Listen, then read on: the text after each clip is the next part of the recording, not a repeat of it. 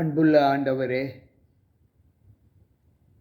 மீண்டும் இந்த வாரத்தின் 2வது நாளின் காலையின் பொழுதை எங்களுடைய கண்கள் கண்டதற்காய் உமக்கு ஸ்தோத்திரங்களை ஏறெடுக்கிறோம்.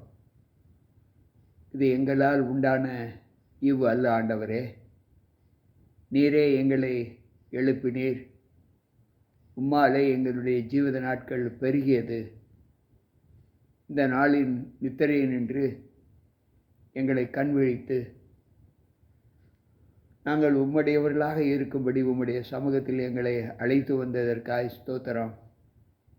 வந்திருக்கின்ற எங்கள் ஒவ்வொருவருக்குள்ளும் உம்முடைய அனுகூலம் தங்கி இந்த நாளை உமக்கு ஏற்ற நாளாக நாங்கள் ஆசரிக்க எங்களை உம்முடைய கரத்தில் ஒப்பு கொடுக்கிறோம். எங்களை ஏற்றுக்கொள்ளும். மீட்பர் இயேசு கிறிஸ்துவின் நாமத்தில் ஜெபிக்கிறேன் நல்ல பிதாவே, ஆமென். அன்பு பிள்ளைகளே, தேவ சமூகத்தில் வந்திருக்கிற உங்கள் அனைவருக்கும் ஆண்டவரும் இரட்சகருமாய் இருக்கிற இயேசு கிறிஸ்துவின் பரிசுத்த நாமத்தில் இந்த திங்கட்கிழமையின் காலையில் வாழ்த்துக்களை தெரிவித்துக் கொள்கிறேன். கர்த்தர் நம் அனைவரோடு கூட இருப்பாராக. இந்த நாளில் 1 கொரிந்தியரின் புஸ்தகம் 12வது அதிகாரத்தில்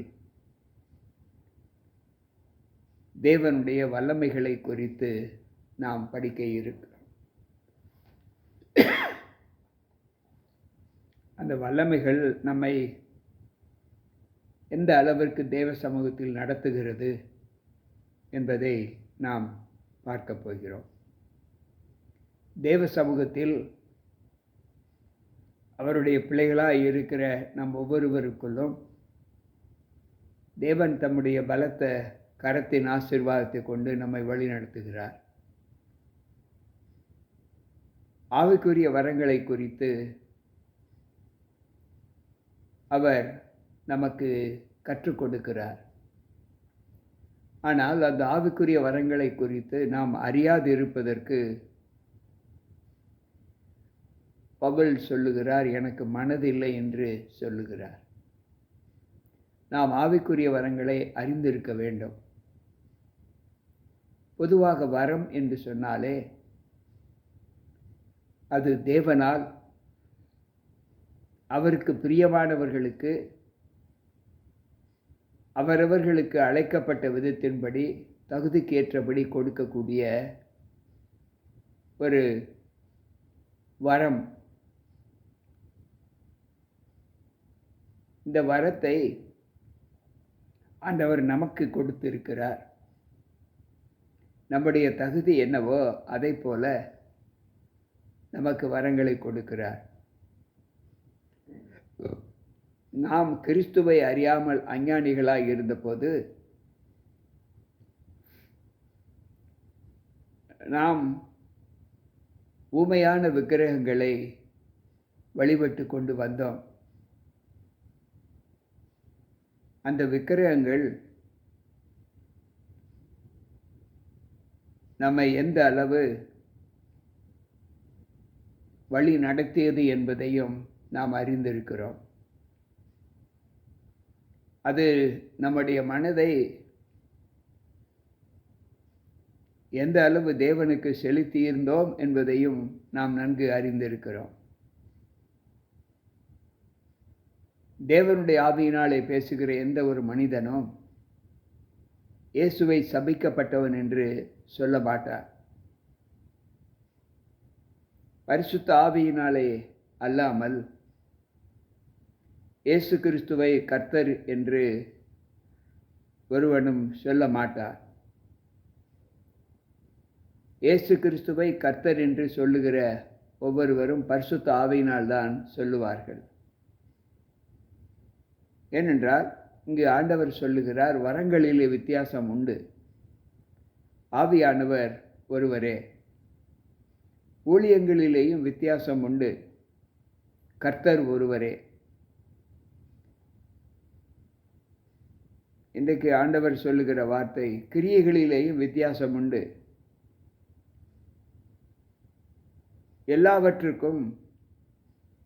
எல்லாவற்றையும் நடப்பிக்கிற தேவன் ஒருவரே என்று சொல்லுகிறார். வரங்களில் வித்தியாசம் உண்டு. அதை நடப்பிக்கிற ஆவியானவர் ஒருவரே. ஊழியங்களில் வித்தியாசம் உண்டு. அதை நடப்பிக்கிற கர்த்தர் ஒருவரே. கிரியைகளிலேயும் வித்தியாசம் உண்டு. அதை நடப்பிக்கிற தேவன் ஒருவரே என்று இங்கு சொல்லப்பட்டிருக்கிறது. 1 கொரிந்தியர் 12வது அதிகாரத்தில் நாம் இந்த வாசகத்தை வாசிக்கலாம். அதாவது 3, 4, 5 வசனங்களிலே இந்த வாசகத்தை நாம் வாசிக்கலாம். ஆவியானவருடைய அனுக்கிரகம் அவனவனுடைய பிரயோஜனத்திற்கென்று அளிக்கப்பட்டிருக்கிறது. ஆண்டவர் ஒரு மனிதருக்கு வரத்தை கொடுக்கிறார் என்றால் அந்த வரம் அந்தந்த மனிதனுடைய பிரயோஜனத்திற்கென்று கொடுக்கப்பட்ட ஒன்று. எப்படி என்றால், ஒருவனுக்கு ஆவியினாலே ஞானத்தை போதிக்கும் வரமும், இன்னொருவனுக்கு அந்த ஆவியினாலே அறிவை உணர்த்துகிற ஒரு குணமும், வேறு ஒருவனுக்கு அந்த ஆவியினாலே விசுவாசமும், வேறு ஒருவனுக்கு அந்த ஆவியினாலே குணமாக்கும் வரங்களையும், வேறு ஒருவனுக்கு அற்புதங்களையும் சக்தியும், வேறு ஒருவனுக்கு தீர்க்க தரிசன வரத்தை உடையதும், வேறு ஒருவனுக்கு ஆவிகளை பகிர்ந்து அறியக்கூடிய குணத்தையும், வேறு ஒருவனுக்கு பல பாஷைகளை பேசுவதற்கு வியாக்கியானம் பண்ணுவதற்கான குணத்தையும் அவர் கொடுக்கிறார். எத்தனை வரங்கள் என்றால், இங்கு 9 வரங்களை இங்கு கொடுக்கிறார். இதை நாம் 6வது அதிகாரம் 1 கொரிந்தியர் 12வது அதிகாரம் 6வது வசனத்திலிருந்து 8வது வசனத்திலிருந்து 10வது வசனங்கள் வரை வாசிக்கலாம். ஆவியின் கனி 9, ஆவியின் வரமும் 9. இவைகளை எல்லாம் நடப்பிக்கிறவர் ஒரே ஆவியானவர் என்று சொல்லுகிறார். அவர் தமது சித்தத்தின்படியே அவனவனுக்கு அதை கொடுக்கிறார். எப்படியெனில், நம்முடைய சரீரத்தில் எத்தனை அவயவங்கள் உண்டு? ஒரே சரீரம். ஆனால் இந்த சரீரங்களை செயல்படுத்துவதற்கு அவயவங்கள் தனித்தனியாக இருக்கிறது. அதைப்போல ஆவியானவருடைய கிரியைகளை அறிந்து கொள்வதற்கும் தேவன் அவனவனுக்கு பகுந்த வரம்தான், அவருடைய சித்தத்தின்படி செய்வதுதான் ஆவியானவர் கொடுக்கிற வரம். அன்பு பிள்ளைகளே, வேதாகமத்தில் எல்லோரும் எல்லாவற்றையும் செய்ய முடியாது. அங்கு ஆண்டவர் ஒரு கேள்வியோடு இந்த அதிகாரத்தை முடிக்கிறார். எல்லோரும் அற்புதங்களை செய்வர்களா? அல்லவே. எல்லாராலும் தீர்க்க தரிசனம் சொல்லப்படுகிறதா? எல்லாராலும் அற்புதங்களை செய்ய முடிகிறதா? எல்லாராலும் குணமாக்கக்கூடிய வரங்களை பெற்றிருக்கிறார்களா? எல்லாராலும் அந்நிய பாஷைகளை பேசக்கூடிய ஞானத்தை பெற்றிருக்கிறார்களா? இல்லை. இப்படி இருக்க, நாம் தேவனுக்கு உகந்த நற்குணங்களை, முக்கியமான வரங்களை நாம் பெற வேண்டும் என்று நாம் தேவனுக்கு நம்மை ஒப்புக் கொடுக்க வேண்டும். பவுல் சொல்லுகிறார், இப்படி இருக்க முக்கியமான வரங்களை நாடுங்கள், இன்னும் அதிக மேன்மையான வழியையும் உங்களுக்கு காண்பிக்கிறேன் என்று இங்கு ஆண்டவர் அந்த வசனத்தை, அந்த அதிகாரத்தை முடிக்கிறார். மேன்மையான வரங்களை நாடுங்கள். இந்த 9 ஆவியின் வரங்கள் இது மட்டும் போதாது, இன்னும் மேன்மையான வரங்களை நாடுங்கள், அதை உங்களுக்கு சொல்லுகிறேன் என்று சொல்லுகிறார்.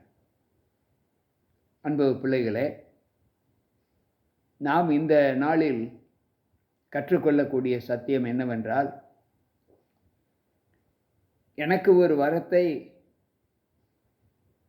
நான் பெற்றிருக்கிறேன் என்று நான் நினைத்தால், அது என்னுடைய வல்லமையினாலே அல்ல, என்னுடைய ஞானத்தினால் அல்ல, தேவன் என் மீது வைத்திருக்கிற பிரியத்தினால் எனக்கு தேவனால் அருளப்பட்ட ஞானத்தின்படி அந்த வரத்தை எனக்கு கொடுக்கிறார்.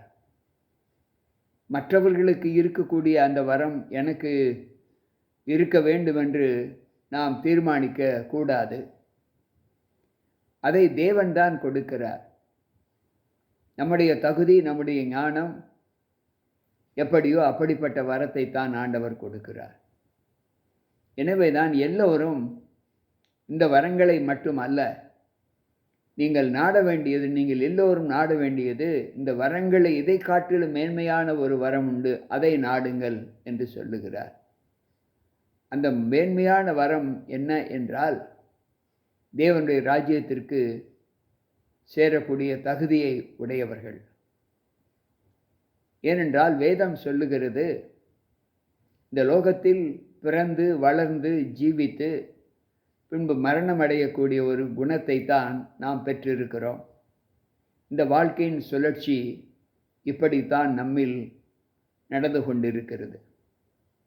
ஆனால் கடைசி சம்பவத்தில், அதாவது மரணத்தில், நாம் எங்கு செல்ல போகிறோம் என்பதை நாம் தீர்மானிக்க வேண்டும். இவைகளிலும் மேன்மையான வரங்களை நாடுங்கள் என்று சொன்னாரே, அந்த மேன்மையான வரம் என்ன? நாம் தேவனுடைய ராஜ்யத்தில் சேர வேண்டும். அந்த வரத்தை எல்லாராலும் பெற்றுக்கொள்ள முடியாது என்றும் ஆண்டவர் சொல்லுகிறார். அழைக்கப்பட்டவர்களோ அநேகர், தெரிந்து கொள்ளப்பட்டவர்களோ சிலர் என்று சொல்லுகிறார். எல்லோரும் தேவனுடைய ராஜ்யத்திற்குள் பிரவேசிக்க முடியாது என்று சொல்லுகிறார். எல்லா கிறிஸ்தவர்களும் கிறிஸ்தவர்கள் அல்லவே என்று ரோமர் 9:6 நாம் வாசிக்கிறோம். இஸ்ரவேல் வம்சத்தார் எல்லோரும் இஸ்ரவேலர் அல்லவே என்று வேதம் நமக்கு போதிக்கிறது. நாம் எந்த அளவு கிறிஸ்துவை தெய்வமாக கொண்டு வாழ்ந்து வருகிறோமோ, அது கட்டாயம் அல்ல நாம் எல்லோரும் அங்கு செல்ல முடியும் என்ற நினைவுக்கு நாம் தள்ளப்படக்கூடாது. நம்முடைய நற்கிரியைகள் மட்டுமே நம்மை ஆண்டவரிடத்தில் சேர்க்குமே தவிர, தேவனுக்கு பிரியமில்லாத எந்த ஒரு குணத்தையும் நாம் பெறக்கூடாது என்று ஆண்டவர் சொல்லுகிறார். இதைத்தான் அங்கு ஆண்டவர் அந்த 1 கொரிந்தியர் 12வது அதிகாரத்தின் நிறைவில் சொல்லுகிறார். இப்படி இருக்க முக்கியமான வரங்களை நாடுங்கள். இன்னும் அதிக மேன்மையான வரங்களும் வழியையும் உங்களுக்கு நான் காட்டுவேன் என்று சொல்லுகிறார். அன்பு பிள்ளைகளே, அவர் சொல்லும்போது ஒரு கேள்விக்குறியோடு சொல்லுகிறார். எல்லோரும் அப்போஸ்தலர்களா? எல்லோரும் ஊழியக்காரர்களா? எல்லோரும் தீர்க்க தரிசனம் வரங்களை பெற்றவர்களா? எல்லோரும் குணமாக்கும் வரங்களை உடையவர்களா? எல்லோரும் அந்நிய பாஷைகளை பேசக்கூடியவர்களா? எல்லோரும் வியாக்கியானம் பண்ணக்கூடிய பலத்தை பெற்றிருக்கிறார்களா என்றால் இல்லை. முதலிலே நாம் படித்து விட்டோம், அவரவருடைய தகுதிக்கு தக்கவாறு ஆண்டவர் வரங்களை கொடுக்கிறார். இந்த வரங்கள் தான் கனியாக மாற்றப்பட்டு ஆவியின் கனி என்று சொல்லப்படுகிற ஒரு அனுகூலம். அப்படி என்றால் ஆவியின் கனிகள் நம்முடைய வாழ்க்கையில் காணப்பட வேண்டுமென்றால் நாம் ஆவியின் வரங்களில் நம்மை தகுதிப்படுத்துவதற்கு நம்முடைய சரீரத்தை நாம் உருவாக்கி கொள்ள வேண்டும். கிறிஸ்துவை உடையவர்கள் மற்றவர்களைப் போல அல்ல, குணத்தில் வேறுபட்டவர்களாகவும் வாழ்க்கை நடைமுறையில் தேவனை சார்ந்து ஜீவிக்கிற பிள்ளைகளாகவும் காணப்பட வேண்டும். எளிமையான, அன்பு கலந்த, தேவனுக்கு பிரியமான நல் நடக்கையுள்ள பிள்ளைகளாக நம்மை மாற்ற வேண்டும் என்று ஆண்டவர் சொல்லுகிறார்.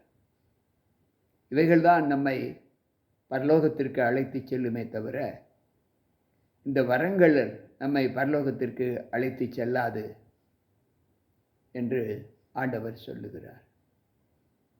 எனக்கு பிரியமான தேவ பிள்ளைகளே, இன்றைக்கு இந்த வரங்களை நாடுவதற்கு தேவன் நம்மை அழைத்திருக்கிறார். இந்த காலை பொழுதில் அவர்களுக்குள்ளான வாழ்க்கையில் நாம் அந்த பாதையில் நடந்து, அந்த பாதையின் முடிவில் நமக்கென்று வைத்திருக்கிற அந்த ஒரு பெரிய வெளிச்சத்தை நாம் காண வேண்டும் என்று ஆண்டவர் விரும்புகிறார். எனவே தான் இந்த நாளில் நாம் அழைக்கப்பட்டு இருக்கிறோம். வந்திருக்கிற நாம் அவருடைய பாதையில் நடந்து, அந்த பாதையின் முடிவில் நமக்கு வைத்திருக்கிற ஒரு பெரிய வெளிச்சம், அந்த வெளிச்சத்தில் நடக்கக்கூடிய பிள்ளைகள் ஒரு நாளும் இருளை காண மாட்டார்கள். அந்த வெளிச்சத்தின் பாதையிலே தங்களுடைய காலடிகள் செல்லும்போது அவர்கள் வைக்கிற ஒவ்வொரு அடியும் இருளற்ற ஒரு வழியாக, இருளற்ற ஒரு அடியாக இருக்க தேவன் விரும்புகிறார். நான் உங்களுக்கு ஜீவனையும் மரணத்தையும் காண்பிக்கிறேன். எவைகளை நீங்கள் தெரிந்து கொள்ள வேண்டும் என்று விரும்புகிறீர்களோ அதன்படி நீங்கள் உங்கள் வாழ்க்கையில் என் பாதையை பின்பற்றி நடவுங்கள் என்று ஆண்டவர் சொல்லுகிறார். இது உங்களுடைய பலத்தினாலோ பராக்கிரமத்தினாலோ உண்டானது அல்ல. எல்லாம் என்னுடைய ஆவியினாலே ஆகும் என்றுதான் அவர் சொல்லுகிறார். அந்த ஆவியானவர் ஒருவரே, அந்த தேவன் ஒருவரே, அந்த கர்த்தர் ஒருவரே. இந்த 3 ஐக்கியத்தில் இருந்தும் நாம் 3 பேரையும் தனித்தனியாக பிரித்து பார்க்க கூடாது, பார்க்கவும் முடியாது. இவைகள் 3ம் ஒன்றை விட்டு ஒன்று பிரியக்கூடியவைகள் அல்ல. சரீரம் ஒன்றுதான். இந்த சரீரத்தை இயக்குவதற்கு இந்த சரீரத்தில் உள்ள அவயவங்கள் தன்னுடைய பணிகளை செய்து கொண்டு இருக்கிறது போல, நாமும் இந்த திருத்துவத்தில் ஆவியானவரையோ தேவனையோ அல்லது கர்த்தரையோ நாம் பிரித்து வேறுபட்ட கோணங்களில் நாம் பார்க்க முடியாது, பார்க்கக்கூடாது. அதைத்தான் வேதம் நமக்கு சொல்லுகிறது. எல்லாவற்றையும் நடப்பிக்கிற கர்த்தர் ஒருவரே, எல்லாவற்றையும் நமக்கு கற்றுக் கொடுக்கிற தேவன் ஒருவரே, எல்லாவற்றிலேயும் நம்மோடு கூட இருந்து நம்மை வழி நடத்துகிற ஆவியானவர் ஒருவரே.